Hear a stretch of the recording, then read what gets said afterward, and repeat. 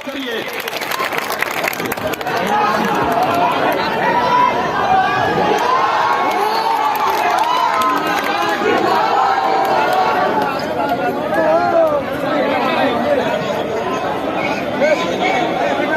साथियों, मेरी आवाज जहां तक पहुंच रही है, आप तमाम आदरणीय बुजुर्गों का, नौजवान दोस्तों का, किसान मजदूर भाइयों का, माताओं बहनों का, मिथिला की इस पावन भूमि के आप तमाम बाशिंदों का मैं हार्दिक अभिनंदन करता हूं, आपका स्वागत करता हूं।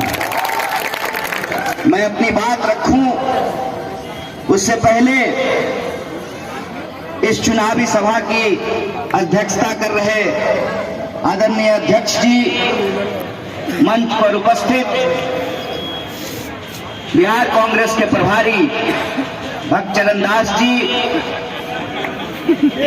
बिहार कांग्रेस के पूर्व अध्यक्ष अनिल शर्मा जी, उत्तर प्रदेश और पूरे देश के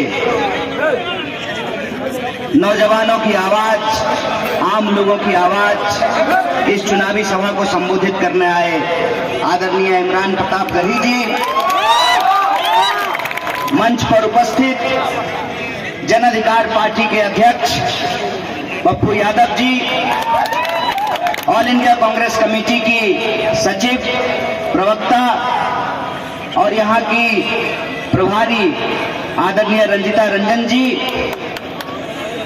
हमारे आदरणीय, और उन्होंने अपने संबोधन में कहा, मेरे बड़े भाई अखिलेश बाबू जो राज्यसभा के एमपी हैं, पूर्व मंत्री हैं, कांग्रेस पार्टी के नेता हैं। वैसे तो अगर मैं मंच का संबोधन करना शुरू करूं, 4-5 मिनट तो संबोधन में ही चला जाएगा। औपचारिकता को छोटी करते हुए हमारे बीच मौजूद हैं प्रेमचंद मिश्रा जी, तमाम विधायकगण और कांग्रेस पार्टी के वरिष्ठ नेता, पूर्व राज्यपाल निखिल बाबू, सबको मैं अपना आभार व्यक्त करता हूं, आपको धन्यवाद देता हूं कि आपने मुझे यहां आने का मौका दिया।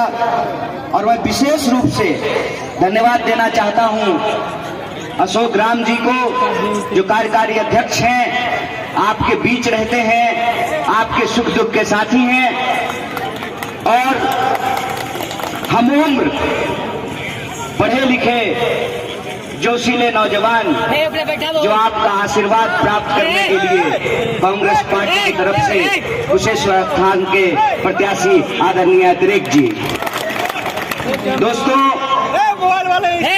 सच बात यह है कि मुझे इस सभा में नहीं आना था, क्योंकि कार्यक्रम कुछ इस तरीके से तय हुआ था कि बाबा का दर्शन करने के बाद हम गांव-गांव घूमेंगे, नुक्कड़ सभाओं में जाएंगे, लेकिन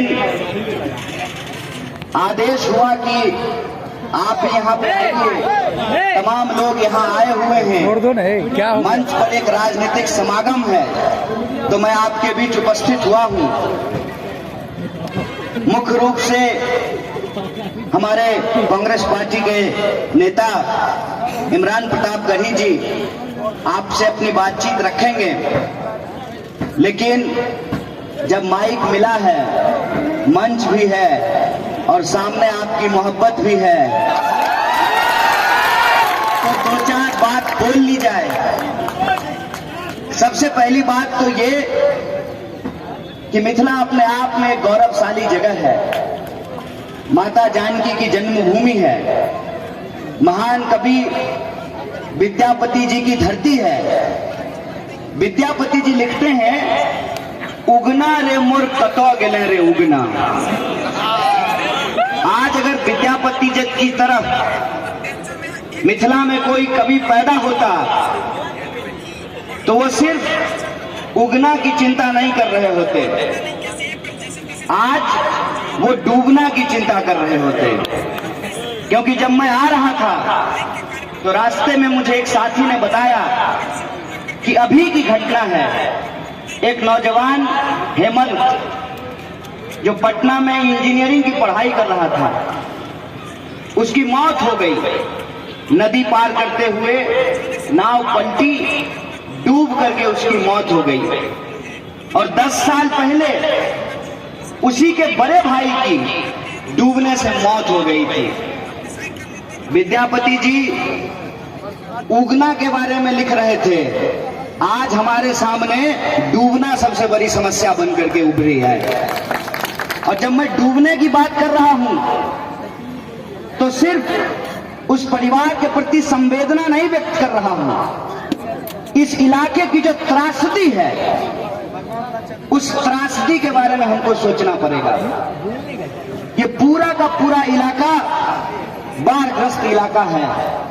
कमला बलान और कोसी के चलते हर साल यहां बाढ़ आती है। जैसे आदत सी हो गई है, दिसंबर आएगा तो स्वेटर पहन लेते हैं ना, बारिश आएगी तो बाढ़ आएगी, ऐसा हमारे दिमाग में सॉफ्टवेयर फिट कर दिया गया है।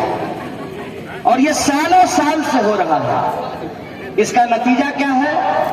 इसका नतीजा ये है कि कोई भी अस्थाई विकास का काम इस इलाके में आपको नजर नहीं आएगा। बाढ़ इतना बड़ा बहाना है कि सबसे बड़ी भ्रष्टाचार और सबसे बड़ा लूट उसके माध्यम से किया जाता है। जब बारिश होनी शुरू होगी तो बोल्डर डालना शुरू करेंगे, आधा टेलर बोल्डर डालेंगे, फिर पानी बढ़ जाएगा, फिर 100 टेलर का बिल पास करवा करके अपना पॉकेट गर्म कर लेंगे। यही हो रहा है। ये जो स्थिति है, उस स्थिति के चलते पूरे प्रदेश से लोग पढ़ने के लिए बाहर जाने को विवश हैं। अतिरेक जी शौक से अमेरिका थोड़ी गए थे पढ़ने के लिए। जब पढ़ने की कोई व्यवस्था ही नहीं होगी तो स्वाभाविक रूप से लोग बाहर जाएगा, लेकिन जो बाहर जाता है वो बाहर ही रह जाता है। आप अभी दिल्ली जाकर के देखिए, दिल्ली में जो बिहार और पूर्वांचल के लोग हैं उनकी सबसे बड़ी मांग ये है कि छठ पूजा मनाने दिया जाए। जब नेता लोग चुनाव लड़ सकता है, बड़ी बड़ी भीड़ जमा हो सकती है, एक को आदमी मास्क नहीं लगाया हुआ है, तो फिर छठ पूजा होने में क्या बुराई है? सबसे बड़ी बात हो रही है। लेकिन उस जो मांग है, उस मांग के भीतर जो मुझे एक चीज नजर आती है कि बिहार के लोगों को दिल्ली में छठ मनाने की जरूरत क्यों पड़ी है।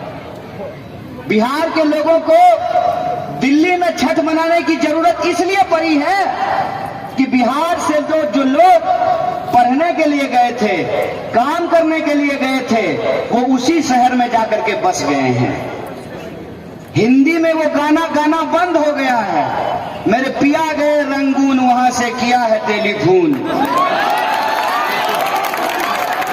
जो लिखते थे भिखारी ठाकुर विरह के बारे में, सही रेलिया बैरन पिया को ले जाते थे, वो जो विरह के गाने लिखे जाते थे, वो विरह आज भी बिहार के साथ चिपका हुआ है। वो विस्थापन का दर्द आज भी बिहार के साथ चिपका हुआ है। पढ़ने के लिए बाहर जाइए, काम करने के लिए बाहर जाइए, इलाज कराने के लिए बाहर जाइए, नया नया ब्याह होगा तो हनीमून मनाने के लिए बाहर जाइए। क्या दोस्त? तो हम जब बाहर जाने को विवश हैं, पहले रंगून जाते थे, ढाका जाते थे, कलकत्ता जाते थे, अब दिल्ली जाते हैं, बेंगलोर जाते हैं, कश्मीर से लेकर के कन्याकुमारी तक हर राज्य का गंदगी उठाते हैं, मेहनत करते हैं, ठेला चलाते हैं, रिक्शा चलाते हैं, मेहनत करते हैं, मजदूरी करते हैं, तमाम तरह की चीजें करते हैं। ये जो विस्थापन का इतना बड़ा दर्द है, उसके लिए कौन जिम्मेवार है?